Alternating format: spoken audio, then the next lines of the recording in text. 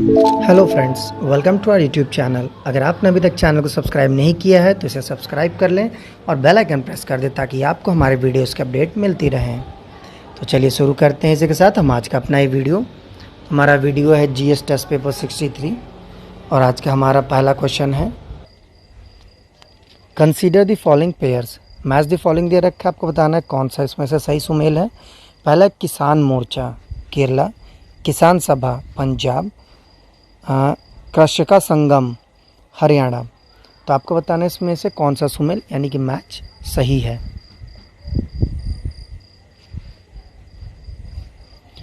तो इसका सही आंसर है D, none of the above, यानी कि कोई इसमें से सही नहीं है। किसान मोर्चा है ये पंजाब का है, जो किसान सभा है उत्तर प्रदेश से और जो कृषका संगम है ये केरला का है। तो चलिए इसी के साथ हम अपने अगले क्वेश्चन की तरफ बढ़ते हैं। Consider the following statement about the dam safety bill 2019। Dam safety bill जो 2019 आया था उसी के संदर्भ में कुछ स्टेटमेंट है, देखते हैं। पहला है it enables for the construction of national dam safety authority and state committee on the dam safety. यानी कि ये कमेटी बनाने की बात कहता है ये डैम सेफ्टी बिल, जिसमें अथॉरिटी और स्टेट कमेटी भी डैम सेफ्टी पे बनेंगी। दूसरा, it provides for the offences and penalties against the वॉलेशन for its provision. यानी कि अगर आप इस बिल का कहीं भी उल्लंघन करते हैं तो आपको पेनल्टी और हो सकता है कुछ ना कुछ सज़ा भी दिया जाए, प्रावधान इसमें मौजूद है। तीसरा है it acknowledge public private partnership for dam constructions. यानी कि पब्लिक प्राइवेट पार्टनरशिप जो है इसके तहत भी जो डैम कंस्ट्रक्शन होती है उसको भी ये रिकॉग्नाइज करता है, यानी कि शामिल करता है। तो आपको बताना है इनमें से कौन सा स्टेटमेंट सही है।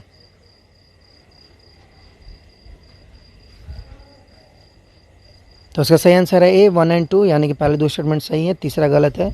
Private participation of dam construction is not allowed. यानी कि प्राइवेट जो कंपनियां हैं वो उसमें अलाउ नहीं है डैम कंस्ट्रक्शन में। तो चलिए इसी के साथ हम अपने अगले क्वेश्चन की तरफ बढ़ते हैं। Which of the following is not an activity under जल शक्ति अभियान। इनमें से कौन सा जल शक्ति अभियान के अंदर एक्टिविटी यानी कार्य नहीं आता है।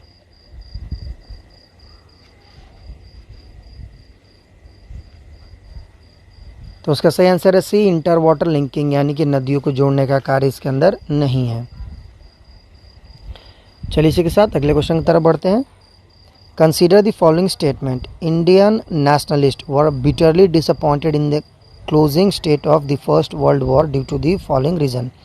यानी कि जो इंडिया के नेशनलिस्ट थे, जो क्रांतिकारी लोग थे, वो काफ़ी उदास थे पहले वर्ल्ड वार के बाद, बहुत ज़्यादा डिसअपॉइंटेड थे, यानी इसको लेकर चिंतित में थे।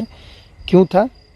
4 स्टेटमेंट है। पहला है only few Indians princes participated in the imperial conferences and peace conferences. यानी कि इनमें से कुछ ही इंडियन प्रिंस ने पार्टिसिपेट किया था इम्पेरियल कॉन्फ्रेंस में और पीस कॉन्फ्रेंस में। दूसरा, the closing of the world war brought the India not peace but the sword. यानी जब जैसे वॉर ख़त्म हुआ तो इंडिया में शांति नहीं बल्कि एक जंग शुरुआत हो गई। तीसरा, Gandhi was prevented by the government from proceedings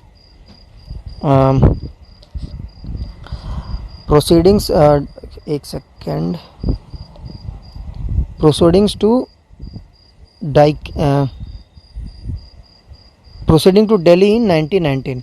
यानी गांधी को दिल्ली जाने से 1919 में इसी के बाद रोक दिया गया था। चौथा है the Rowlatt act was passed in 1919। और एक रॉलेट एक्ट 1919 में पास किया गया था जस्ट आफ्टर दी, और इसी वजह से ये लोग क्या थे, डिसअपॉइंटेड थे। तो आपको बताना है इनमें से कौन सा स्टेटमेंट सही है।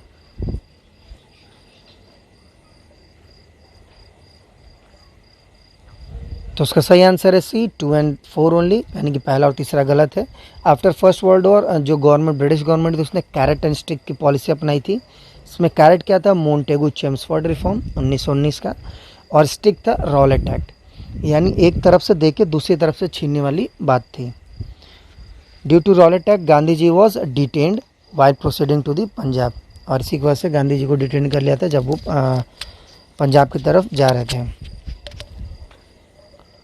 तो चलिए अगले क्वेश्चन की तरफ बढ़ते हैं। At the end of World War II and after the failure of Gandhi-Jinnah talks based on the CR formula, Lord Wavell, the Viceroy released Congress leaders from the jail and invited them to Shimla in 1945 to work out on an interim political agreement. The conference, popularly known as Shimla Conference, and the proposal of Lord Wavell are popularly known as Wavell Plan. Consider the following statement about the Wavell Plan.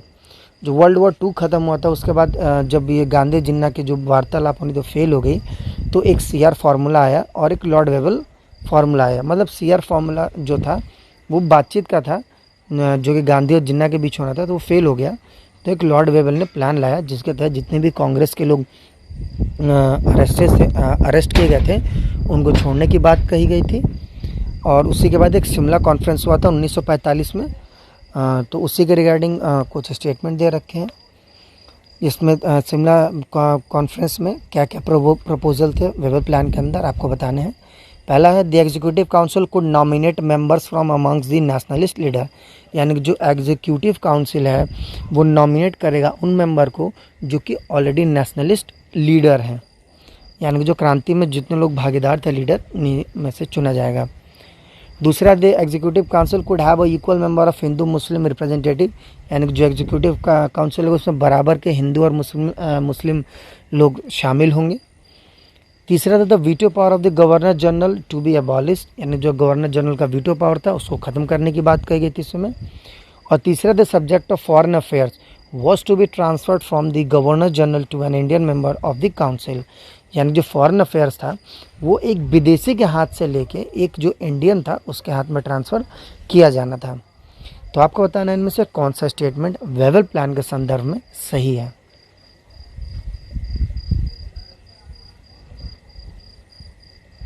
तो उसका सही answer है ए 1, 2 and 4 only, यानी कि third वाला statement गलत है। जो गवर्नर जनरल था was to exercise his veto on the advice of minister, यानी इसको ख़त्म नहीं किया गया था बल्कि जो वीटो इस्तेमाल करने का था वो अब मिनिस्टर्स के एडवाइस पे, यानी कि उनसे बातचीत करके वो इस्तेमाल कर सकता है। तो चलिए इसी के साथ अगले क्वेश्चन की तरफ बढ़ते हैं। Consider the following statement regarding the north east agri horticulture and economic development project. इसमें पहला है It is an Asian Development Bank aided project launched in 2012 was implemented by the Ministry of Development of North East Region। कहने का मतलब है कि Asian development bank से मिल के ये प्लान लॉन्च किया गया है और ये 2012 में लॉन्च हुआ था और इसकी जो मिनिस्ट्री थी वो है ministry of development of north east region, यानी कि MDONER। सेकंड है it aims to improve rural livelihoods, especially that of women, unemployed youth and the most disadvantaged people by building community based organization। यानी कि जो ये plan था इसके तहत जो वहाँ की औरतें हैं, जो जवान बच्चे हैं, यंगस्टर्स हैं और जो मोस्ट डिसएडवांटेज यानी गरीब जो वर्ग के लोग हैं, तो उनको फ़ायदा पहुँचाने का काम एक कम्युनिटी बेस्ड ऑर्गेनाइजेशन बना के करने के लिए कहा गया था। तीसरा है the project covered 8 states of north eastern region. कहने का मतलब जो प्रोजेक्ट है ये नॉर्थ ईस्ट के 8 राज्यों को शामिल करता है। तो आपको बताना है इनमें से कौन सा स्टेटमेंट सही है।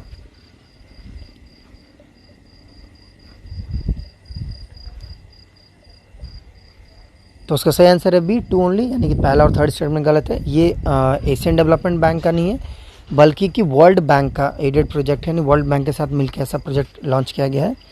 और ये इट कवर्स ओनली 1645 विलेज यानी 1645 विलेजेस और 4 states that is Mizoram, Nagaland, Sikkim and Tripura, ना कि 8 state.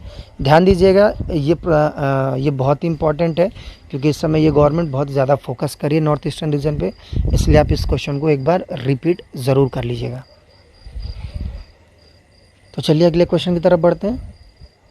Consider the following statement regarding nano technology. Nano technology के संदर्भ में 3 स्टेटमेंट है। पहला है at the nano scale the matter present altered properties which are novel and very different from those as observed at microscopic level, यानी कि जो nano scale है उसमें जो भी मैटर प्रेजेंट है वो ऑल्टर किए जाएंगे, यानी कि प्रॉपर्टीज़ को बदली जाएगी, थोड़े बहुत चेंज किए जाएंगे और एक नोवल और डिफरेंट ऑब्जर्व करके माइक्रोस्कोपिक लेवल पे इसको डेवलप किया जाएगा, मतलब नैनो टेक्नोलॉजी में इस तरीके से काम किया जाता है।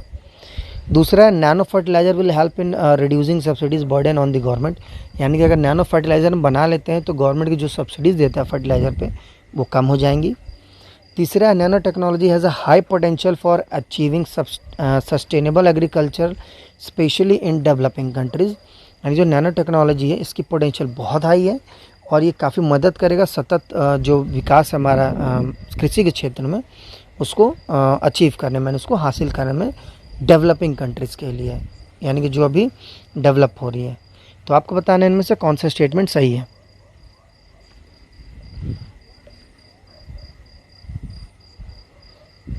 तो इसका सही आंसर है डी 1, 2 एंड 3, यानी कि तीनों स्टेटमेंट सही है। तो चलिए इसके साथ हम अपने अगले क्वेश्चन की तरफ बढ़ते हैं। Consider the following statement regarding the core investment company. CIC के संदर्भ में है, दो स्टेटमेंट है। जो CIC are specialised non banking financial companies, यानी जो CIC है ये NBFCs में सबसे स्पेशलाइज्ड माना जाता है।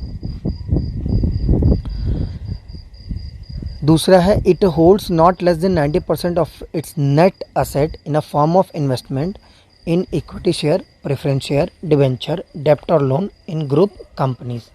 कहने का मतलब ये 90% से ज़्यादा असेट होल्ड नहीं कर सकता है किसी भी ग्रुप ऑफ कंपनीज़ में जो कि इक्विटी शेयर, प्रेफरेंस शेयर और इन सब में डील करते हैं, यानी जिनकी इन सारी चीज़ों में 90% से ज़्यादा 90% से कम होल्ड नहीं करेगा, मिनिमम इतना तो करेगा ही। तो आपको बताना है इनमें से कौन सा स्टेटमेंट सही है।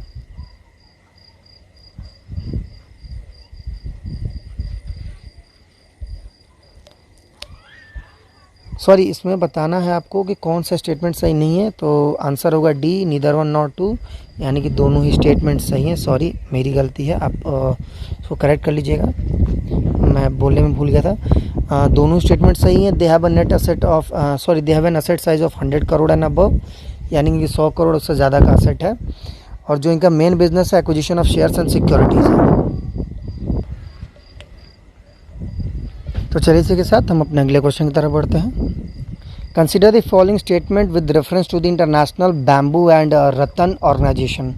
पहला स्टेटमेंट है it is a multilateral development organisation that promotes environmentally sustainable development using bamboo and rattan. कहने का मतलब है एक मल्टीलैटरल डेवलपमेंट है, ऑर्गेनाइजेशन है जो कि इन्वायरमेंटली जो हमारी प्रकृति है उसमें उसका सतत जो विकास है उसे करने की बात करता है by using bamboo and rattan. दूसरा है India is a member state to the organisation and host a regional office. कहने का मतलब है इंडिया इस ऑर्गेनाइजेशन का मेंबर है और एक रीजनल ऑफिस भी इंडिया इस यहाँ पे बना रखा है। तो आपको बताना है इनमें से कौन सा स्टेटमेंट सही है।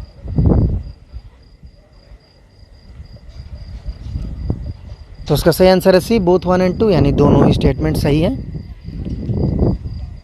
तो चलिए इसी के साथ हम अपने अगले और आखिरी क्वेश्चन की तरफ बढ़ते हैं। The source for acid rain are, यानी आपको बताना है कौन कौन सा सोर्स है एसिड रेन का। पहला है वॉल्केनिक करप्शन, दूसरा वेहिकुलर इमिशन, थर्ड है biological process such as decomposition of organic matter और फोर्थ है फॉरेस्ट फायर। तो आपको बताना है सर कौन सा सही है एसिड रेन के संदर्भ में, कि किससे एसिड रेन होता है, आपको बताना है।